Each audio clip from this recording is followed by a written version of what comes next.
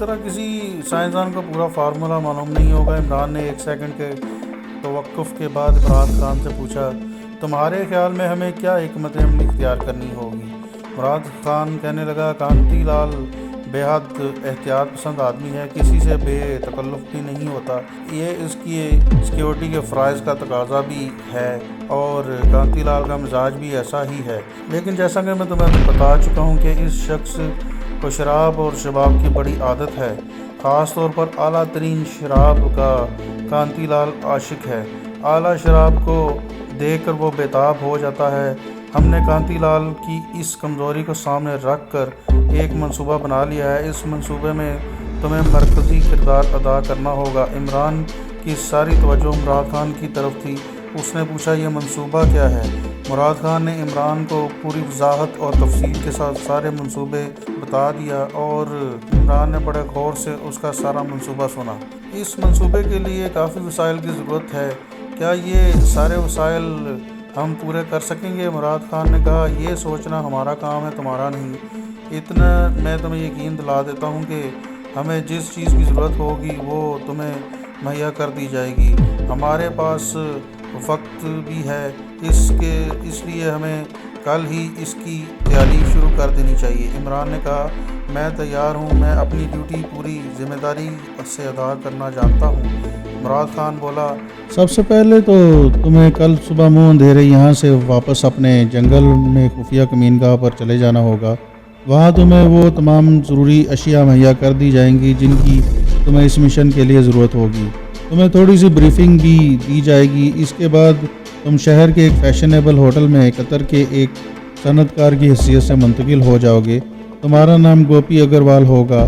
ظاہر کرو گے کہ قطر میں تمہارا آٹو اسپیئر پارٹس کا بہت بڑا کاروبار ہے اور تم اتر پردیش میں آٹو ورکشاپ بنانے کا کام کرنے کے لیے آئے ہو۔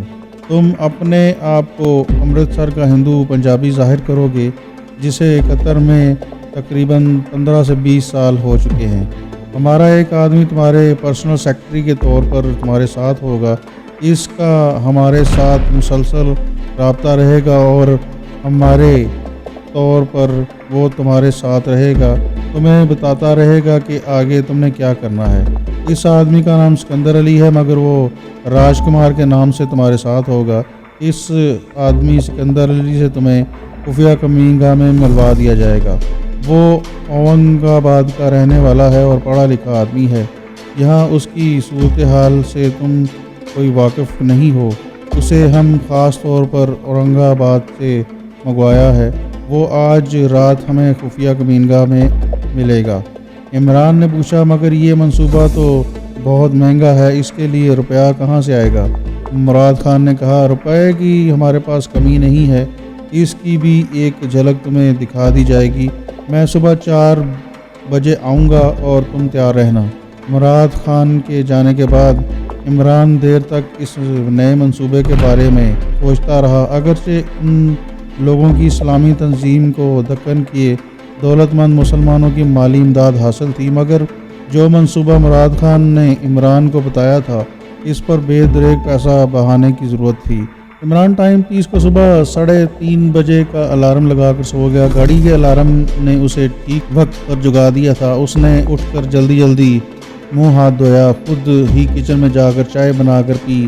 اتنے میں مراد خان بھی آ گیا۔ ہاشم خان کی ٹیکسی نیچے ورکشاپ کے گراج میں کھڑی تھی۔ ہاشم خان نے ٹیکسی باہر نکالی، مراد خان اور عمران اس کے ساتھ بیٹھ گئے اور ٹیکسی پچھلی رات کے اندھیرے میں وجے واڑہ کی خالی سڑکوں پر روانہ ہو گئی۔ خفیہ کمین گاہ میں سکندر علی نامی ایک سانولے رنگ کا ذہین آنکھوں اور تکھے نقوش والا لڑکا پہلے سے ہمارا انتظار کر رہا تھا۔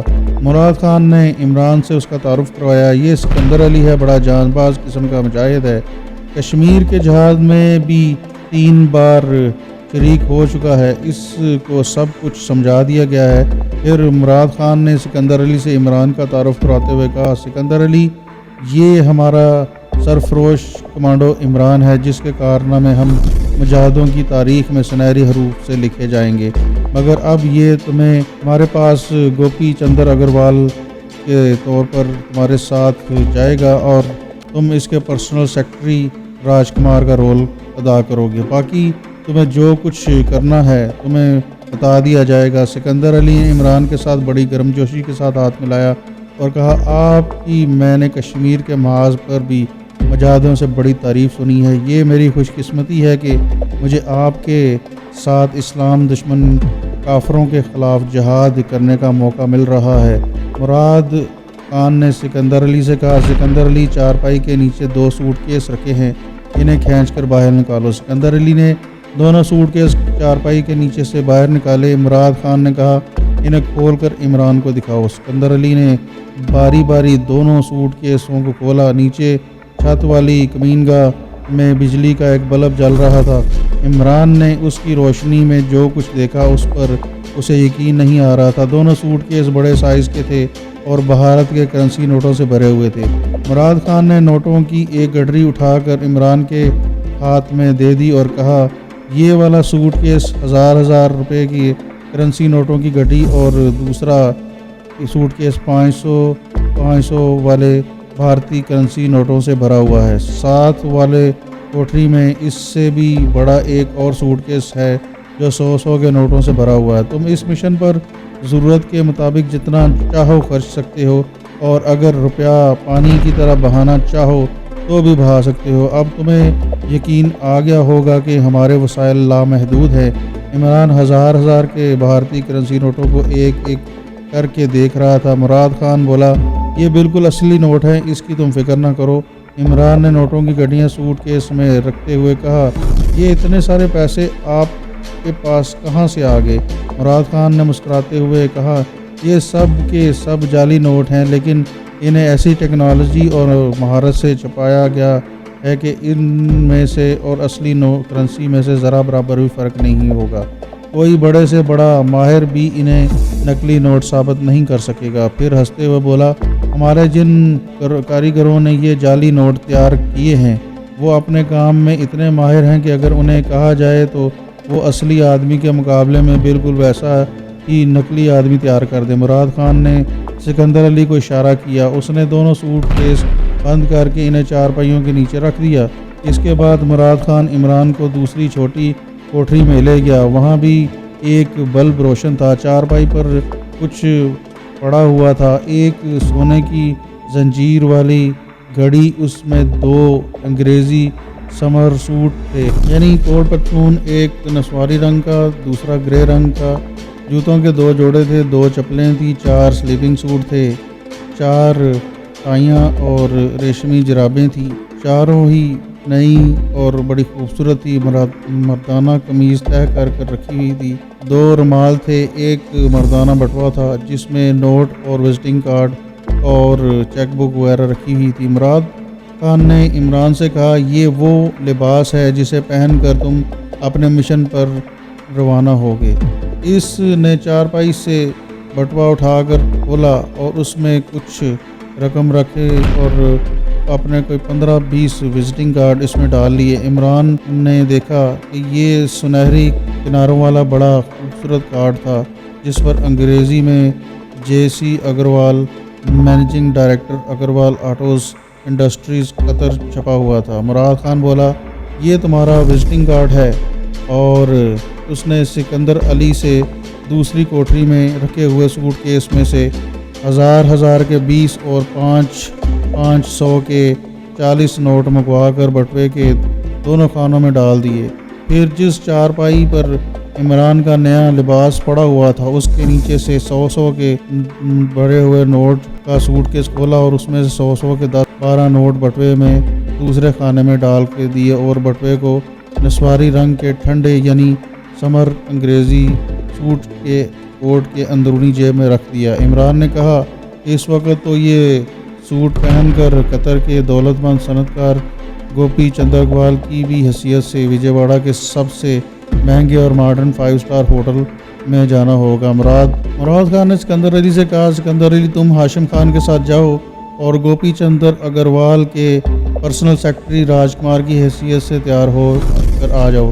تمہیں جیسا بتایا گیا ہے ویسے ہی کپڑے پہننا، یعنی تمہارا لباس عمران کے لباس سے کوالٹی میں سادہ اور ہلکا ہونا چاہیے۔ سکندر علی خان ہاشم کے ساتھ چلا گیا۔ مراد خان نے عمران کو ساتھ لیا اور کمین گاہ کے پہلے والے کمرے سے چھوٹے کمرے میں چارپائیوں پر آ کر بیٹھ گیا۔ مراد خان کہنے لگا، عمران بھائی، تمہیں اپنے مشن کے بارے میں تقریباً سب کچھ بتا دیا گیا ہے۔ تمہارے لیے ہندوؤں کا روپ دھارنا اور ہندوؤں کی طرح بات کرنا بقول تمہارے کوئی نیا تجربہ نہیں ہے۔ اس سے پہلے تم کئی بار بھارت میں یہ روپ دھار کر اپنے مشن میں کامیابیاں حاصل کر چکے ہو۔ تم انگریزی پڑھنا لکھنا جانتے ہو، ہندوؤں کے مذہب اور اعلیٰ یعنی دیوی دیوتاؤں اور ان کے مذہبی رسومات سے بھی واقف ہوگے۔ مجھے پورا یقین ہے اور اطمینان ہے کہ تم اپنے کردار کو بڑا بخوبی نبھاؤ گے اور کانتی لال سے نیوکلیئر مٹیریل کا خفیہ کوڈ حاصل کرنے میں کامیاب ہو جاؤ گے انشاءاللہ، عمران نے جواب دیا۔ لیکن مراد خان، اس مشن میں تمہیں تاخیر سے کام نہیں لینا چاہیے۔ ہمارے پاس، جیسا کہ میں پہلے کہہ چکا ہوں، کہ وقت بہت کم ہے اور اس کے بعد ہمارے سامنے نیوکلیئر مٹیریل کے ساتھ پرانے لائٹ ہاؤس اور اس میں کام کرنے والے سائنسدانوں کو دھماکے سے اڑانے کا مشن بھی ہے۔ ہمیں اس مشن کے لیے بھی بہت کام کرنا ہے۔ مراد خان بولا، عمران بھائی، تمہاری طرح ہم بھی پریکٹیکل آدمی ہیں، باعمل مجاہد ہیں۔ ہمیں وقت کی قدر کا بالکل اندازہ ہے اور اس وقت کتنا قیمتی ہے ہمارے لیے وقت، یہ بھی ہمیں اس چیز کا اچھی طریقے سے اندازہ ہے۔ آج تم 5 اسٹار ہوٹل میں جا کر 2 بیڈ روم والے سویٹ لے لو۔ کل شام کو ہی ہاشم خان تمہاری پرائیویٹ ٹیکسی کے ڈرائیور کے حصے سے تمہیں بتا دے گا کہ ہمارا اگلا پروگرام کیا ہے۔ بے فکر رہو، ہاشم خان کے لیے ایک نئے ماڈل کی گاڑی کا انتظام کر دیا گیا ہے۔ یہ وجے واڑہ میں بہت سی پرائیویٹ ٹیکسیاں چلتی ہیں، ان میں سے یہ گاڑی بھی ایک پرائیویٹ ٹیکسی ہی ہوگی جس کا ڈرائیور ہاشم خان ہوگا۔ تم جب تک ہوٹل میں قیام کرو گے یہ پرائیویٹ ٹیکسی تمہارے ساتھ ہی رہے گی۔ ہاشم خان اپنی پرائیویٹ ٹیکسی میں سکندر علی کو لباس تبدیل کروانے لے گیا تھا۔ وہ سکندر علی کو لے کر آ گیا۔ سکندر علی نے گرے رنگ کا بوشرٹ اور اسی کلر کی پتلون پہن رکھی تھی، پاؤں میں سمر کے شوز پہن لیے تھے، گلے میں سنہری زنجیر کے ساتھ نظر کی اینک لٹکی ہوئی تھی، ہاتھ میں چمڑے کا نیا بریف کیس تھا۔ اس نے عمران کو ہاتھ جوڑ کر پرنام کرتے ہوئے کہا، سر، آپ کا سیوک، آپ کا پرسنل سیکرٹری راج کمار آپ کی سیوا کے لیے موجود ہے۔ مراد خان اور عمران دونوں مسکرانے لگے۔ مراد خان نے ہاشم خان سے کہا، ہاشم، تم گاڑی لے کر نہرو پارک والے گراج میں آ جاؤ، وہاں جا کر اپنی پرانی ٹیکسی گراج میں بند کر کے وہاں پر موجود نئے ماڈل کی گاڑی لے کر فوراً یہاں واپس آ جاؤ۔ میں چاہتا ہوں کہ دن کے 9:30 بجے سے پہلے تم لوگ 5 اسٹار ہوٹل میں پہنچ جاؤ، کیونکہ قطر سے ایک فلائٹ دن کے 8:30 بجے وجے واڑہ کے ایئرپورٹ پر پہنچے گی۔ تم یہی ظاہر کرو گے کہ تم اسی فلائٹ میں آئے ہو۔ یس سر، ہاشم نے کہا اور ہاشم خان چلا گیا۔ مراد خان نے عمران سے کہا، میرا خیال ہے اب تمہیں دوسری کوٹری میں جا کر یہ کپڑے اتار کر نئے کپڑے پہن لینے چاہیے، کیونکہ ہمارے پاس زیادہ وقت نہیں ہے، اور یہاں نسواری کلر کا سمر سوٹ پہننا۔ عمران دوسری کوٹری میں چلا گیا۔ مراد خان مجاہد سکندر علی سے باتیں کرنے لگا۔ اس نے سکندر علی سے پوچھا، اس کی تصدیق یعنی کنفرمیشن بڑی ضروری ہے۔ سکندر علی کے کیا کانتی لال پرسوں رات کو کیسر بائی کے فلیٹ پر آ رہا ہے؟ سکندر علی بولا، سر، ہم نے اس کی پوری تصدیق کر لی ہے، ویسے میں آج مزید تصدیق کر لوں گا۔ مراد خان کہنے لگا، اس سے چھوٹے سے ایڈونچر کے بارے میں نے کمانڈو عمران کو سب کچھ بتا دیا ہے، تم اسے مزید بریف کر دینا۔ یہ ایڈونچر تم لوگوں کو بڑی ہوشیاری سے کرنا ہوگا۔ تم عمران کو اس جگہ پہنچاؤ یہ جہاں سے کانتی لال رات کے وقت کیسر بائی کے آ جاتا ہے۔ گاڑی میں گزرتے دور ہٹ کر کھڑے ہو جاؤ گے۔ ہمارے تینوں آدمی سڑک پر اس جگہ رکاوٹ کھڑی کر دیں گے جہاں سے کانتی لال کی گاڑی گزر رہی ہوگی۔ جب ہمارے آدمی کانتی لال کی گاڑی کو روک کر اسے لوٹنے اور گھسیٹنے کی کوشش کریں گے اور تشدد کریں گے تو اس کے بعد تم جو کچھ کرنا ہوگا اور عمران کو جو کچھ کہنا ہوگا، تم دونوں کو یہ بتا دیا گیا ہے۔ سکندر علی نے کہا، میں جانتا ہوں سر۔ عمران دوسری کوٹری میں سے نیا سوٹ پہن کر آ گیا۔ نئے سوٹ کے ساتھ اس نے نئی ٹائی لگائی تھی۔ कलाई पर गोल्डन जंजीर वाली घड़ी बांधी हुई थी, पाँव में समर शूज़ थे। वो एक खुश शक्ल और दौलतमंद नौजवान लग रहा था। मुराद खान ने बेख्तियार कहा, लेकिन तुम्हारे नए बेस में एक कमी रह गई है, वो क्या? इमरान ने पूछा। मुराद खान ने अपनी बास्केट की जेब में से एक छोटी सी डब्बी निकाल कर उसका ढक्कन खोला और उसमें अपनी छोटी उंगली डाली और इमरान के माथे पर छोटी सी बिंदिया लगा दी और कहा, अब तुम पूरे गोपी चंद्र अग्रवाल लग रहे हो। ये डब्बी अपने पास रख लो और मुंह हाथ धोने और नहाने के बाद इसका छोटा सा टीका माथे पर ज़रूर लगा लिया करो। इतने में बाहर गाड़ी के इंजन की आवाज़ आ गई। मुराद खान ने कहा, हाशिम खान प्राइवेट टैक्सी लेकर आ गया है, अब तुम दोनों अपने मिशन पर रवाना हो जाओ। वो खुफिया कमीनगाह के जंगल वाले खुफिया रात दरवाजे से बाहर निकले आए।